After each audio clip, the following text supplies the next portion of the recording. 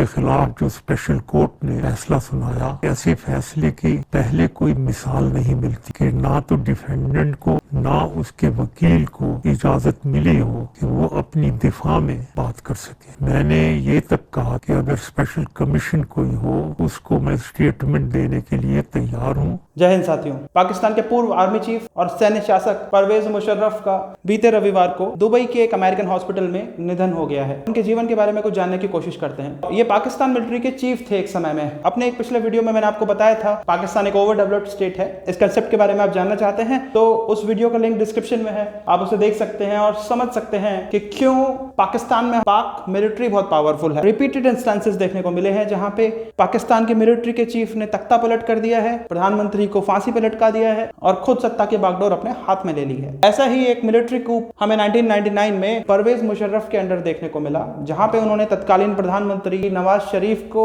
पद से हटा दिया था, उन्हें और उनके सहयोगियों को हाउस अरेस्ट में ले लिया था और खुद वहां के राष्ट्रपति के रूप में काबिज हो गए थे। उस समय भारत के प्रधानमंत्री श्री अटल बिहारी वाजपेयी जी थे। वाजपेयी जी जो कि ये समझते थे कि अगर पाकिस्तान के साथ हमारे अच्छे संबंध होंगे, पाकिस्तान में अगर स्टेबिलिटी और पीस होगा तो वो लॉन्ग रन में भारत के भी हित में ही होगा। इसी सोच के तहत उन्होंने परवेज मुशर्रफ को भारत में होस्ट भी किया था। तब ताजमहल में Mr and Mrs Parvez Musharraf, इनकी बहुत सी फोटोज हमें देखने को मिली थी 1999 के दौरान। लेकिन कहते हैं ना कि इंसान की फितरत कभी बदलती नहीं है।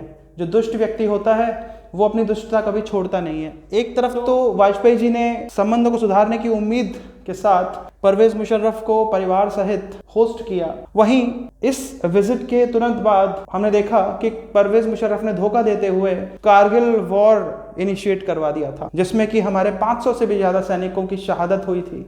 कई सैनिकों के साथ इतनी बदसलूकी की गई थी कि उनके शव को देखने के बाद हमारी रूह कांप जाए। कारगिल वॉर भारत पाकिस्तान के रिश्तों का एक बहुत ही दुखद अध्याय था परवेज मुशर्रफ के सैन्य शासन के दौरान, जिसको अंजाम दिया गया था। अब देखिए समय का खेल। पाकिस्तान के तत्कालीन प्रधानमंत्री नवाज शरीफ को 1999 में इन्होंने पद से हटा दिया था और उनको नजरबंद कर दिया था। समय के फेर को देखिए कि 1999 के बाद आज 24 साल बाद यही व्यक्ति परवेज मुशर्रफ एक एक्साइल्ड निर्वासित का जीवन जी रहे हैं, अपने देश में नहीं जा सकते हैं। इनके ऊपर विभिन्न प्रकार के केस चल रहे थे, जैसे कि संविधान के साथ खिलवाड़ करना, सत्ता का दुरुपयोग करना। ये तो खैर सत्ता का दस्तूर है, राजनीति का दस्तूर है कि जिस वक्त व्यक्ति शीर्ष पर होता है अब उसकी चलती है, लेकिन जब वो अपदस्थ हो जाता है तो उसके साथ क्या सलूक होगा यह सिर्फ समय ही जानता है। तो समय सदैव परिवर्तित होता रहता है, समय समय की बात है।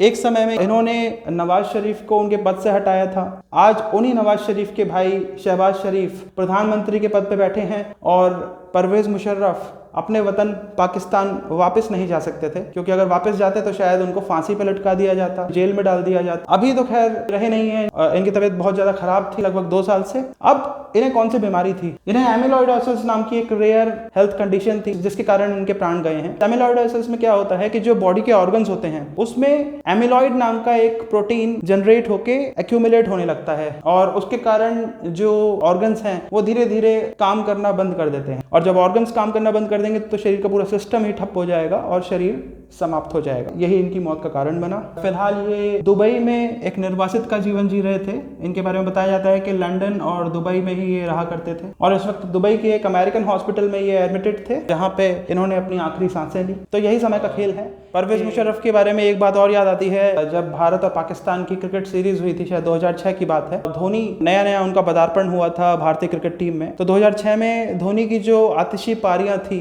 जिसके कारण मैचेस और सीरीज इंडिया ने जीते थे, उस वक्त परवेज मुशर्रफ भी धोनी की तारीफ करने से अपने आप को रोक नहीं पाए थे। उनकी एक फेमस अपील थी धोनी से, if you were to take my advice you should not cut your hair. उन्होंने धोनी को अपने बाल काटने से मना किया था, कहा था कि ये सूट करते हैं आपको। मुशर्रफ ने धोनी से अपील करी कि अपने बाल मत कटवाना और धोनी ने इसके बाद ही अपना हेयर स्टाइल चेंज कर लिया।